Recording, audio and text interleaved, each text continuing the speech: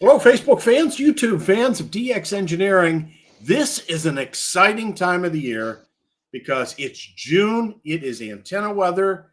It is get ready for Field Day here in North America, or recover from Field Day if you're in Europe, because that's what you did last weekend. But it is antenna season, and we have one of our best antenna experts at DX Engineering. It's Rod, KRR. Hello, Rod. Hey Tim, how are you today?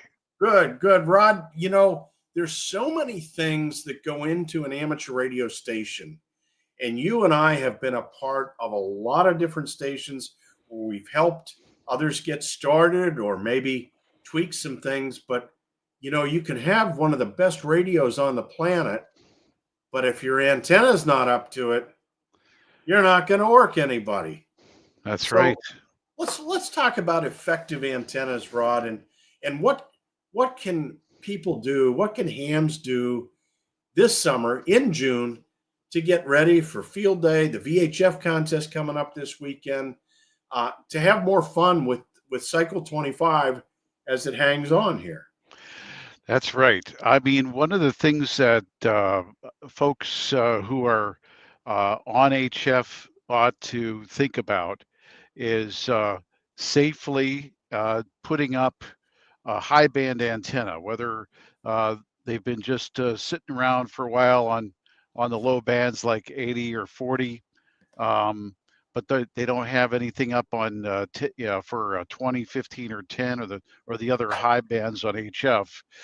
They ought to put something up for that, even if it's just a temporary dipole or or a vertical, but both of which are easy, inexpensive, and a lot of fun because now is the time to take advantage of 10 meters when it's open is open practically worldwide. And 15 is pretty good too. 20, of course, is going great guns most of the time.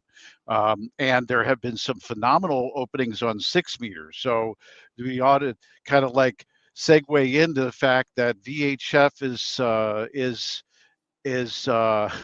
where it's at sometimes during this time of the sunspot cycle, and with the summertime radio operating conditions for VHF, the contest coming up, um, a lot of different things to look at the higher end of the spectrum and get going with that. That's something I want to do too. I'm glad you brought up 6 meters because last week there was a substantial storm on the sun, and the K index went really high. There was aurora, and there was all sorts of great VHF conditions. In fact, some of the 6 meter guys, Rod, said last Wednesday, Thursday, were the best 6 meter conditions that they've seen in a long time.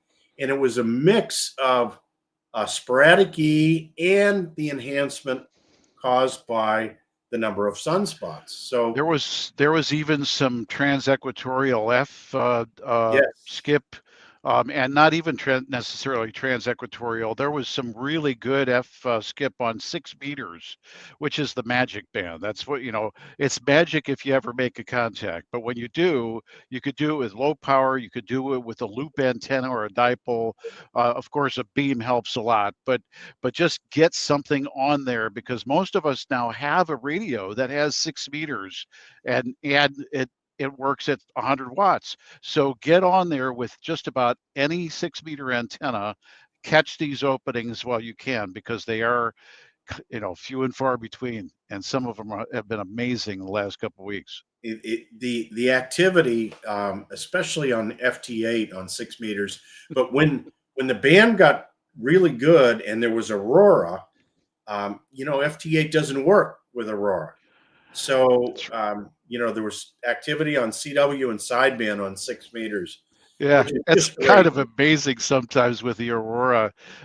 What happens is guys will turn their beams toward the north, northeast, northwest, and bounce their signal off the aurora that's up in the northern hemisphere, of course, up to the north, and the voices come through really raspy, or sometimes the CW sounds like an air nozzle instead of a tone.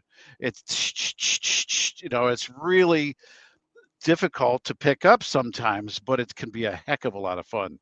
It is a lot of fun. And of course, having fun is what this is all about. But let's talk about simple antennas, Rod, that don't cost a lot of money. Like a dipole antenna for even 10 meters or 6 meters.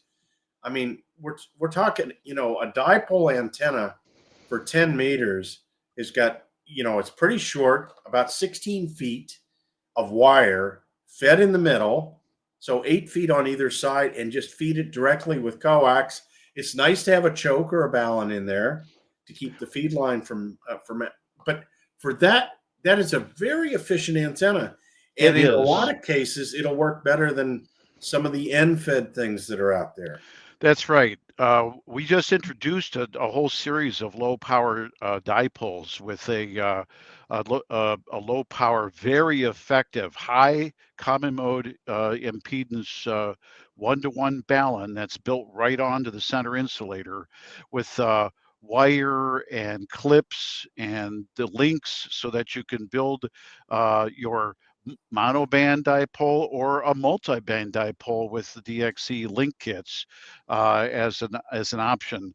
And that low power dipole kit with that built-in balun is good to 250 watt sideband, 100 watt CW and digital. So it's all you need, along with a DX Engineering Nomad fiberglass mast and a little support at the bottom, and maybe a drive-on mount from one of our vendors, and you're up and running portable. And you could take that for POTA. You could take that for Field Day coming up in only 18 days.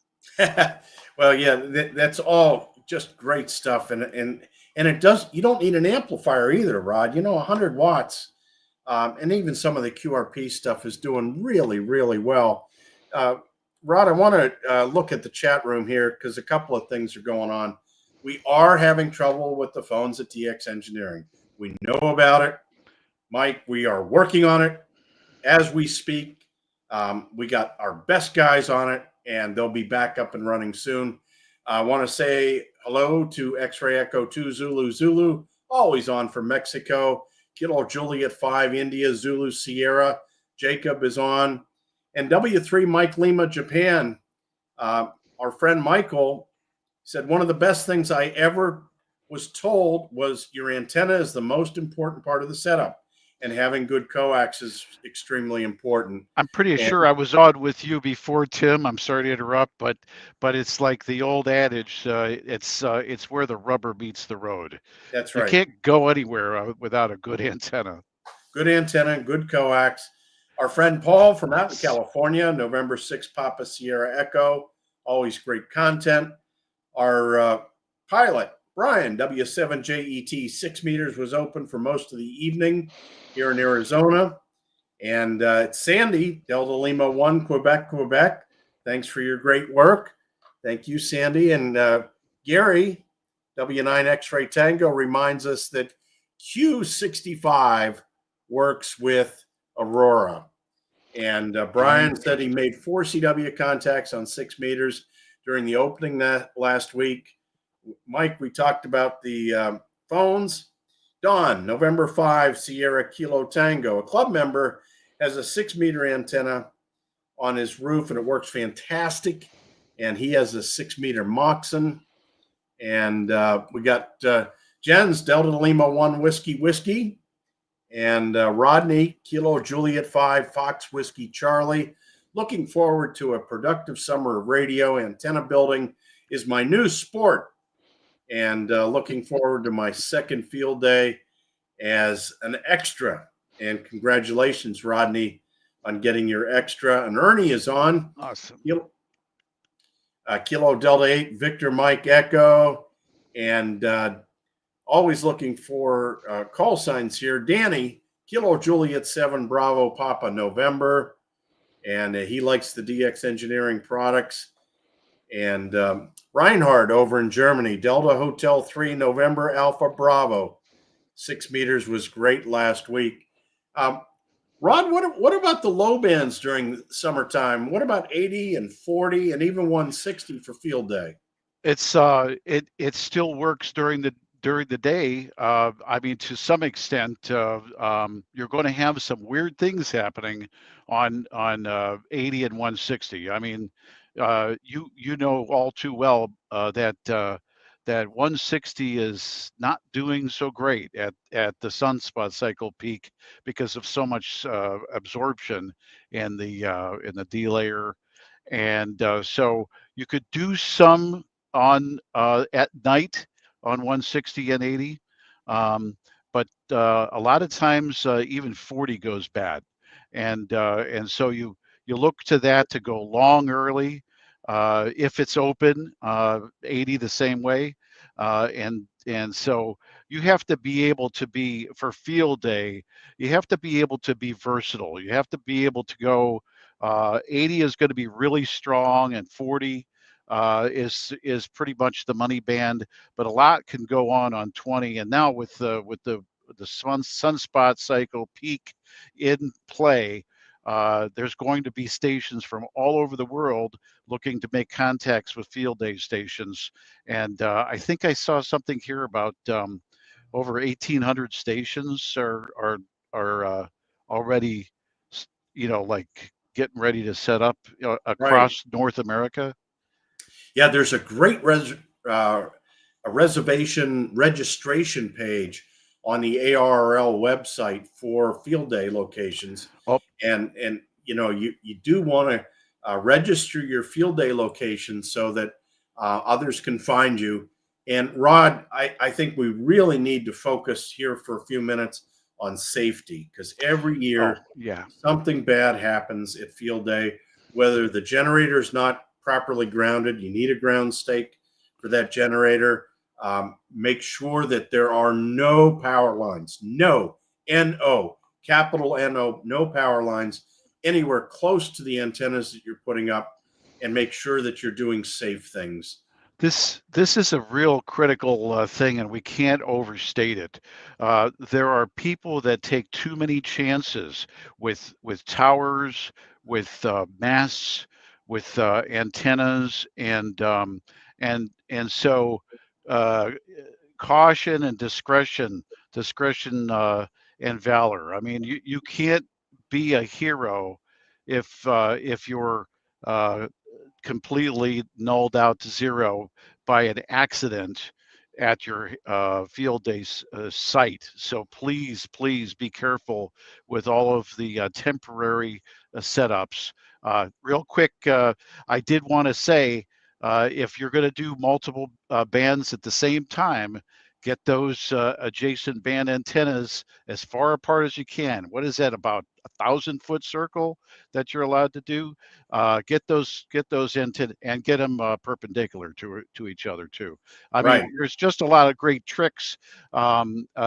Better radios means less interference between stations. If you're doing multi-station operations at field day, there's so many things, and that's go to the ARL. There's a lot of great information there about field day, and then of course a lot of other folks have written some great articles about do's and don'ts for field day. The ARL does have a field day handbook, which is really handy, and a lot of input from members, and also the staff up at headquarters is really good. DX Engineering has a bunch of new coax that's specifically for POTA and Field Day that's orange so that people can see it and they won't trip over it. So get your last minute coax from DX Engineering. We have orange 8X with PL259s and BNCs and PL259s and BNCs on each end. So if you're going to hook up something, like a little portable antenna, like the one I mentioned that we have now, it has a BNC connector on it for those really quick hookups with QRP radios. Yes, no, that's a great point. I do want to go back to the chat room for just a second here. Dawn N5 Sierra Kilo Tango. I bought from DX Engineering an E antennas Delta 7B, and it works amazingly well from 6 to 160 meters. I've gotten DX on 160 with that antenna. Chris is on Kilo Queen 4, November Tango Echo. And from Lebanon, it's Oscar Delta 5 Tango X-Ray. And our friend Mark over in the UK. Good afternoon, Rod and Tim. Great show. I have to work as many field day stations as possible. And got to be, listen for lightning too, lightning and thunder, and make sure that you disconnect. And Jacob says, can't wait for field day. It will be my first. And Danny says, when 6 meters is hot, we usually set up in a park and run filters. Have a good time for field day. And our friend Mike Mowry is on from Greenville, Kilo Echo 3, Juliet Papa. And Brady, W3 Bravo Radio Lima, excited for my first field day as a new ham. So lots going on here, Rod. And of course, if you have any questions about field day, about antennas, you can always call into DX Engineering once our phones are working, which I expect to be very soon, or you can email us because I know that that's still working. Rod, thanks so much for coming on today. You bet. It's going to be a great summertime of fun with ham radio and DX Engineering. It is. Thanks to all of you for watching. We'll see you on Thursday for the Manufacturer Showcase. Until then, 73 from DX Engineering.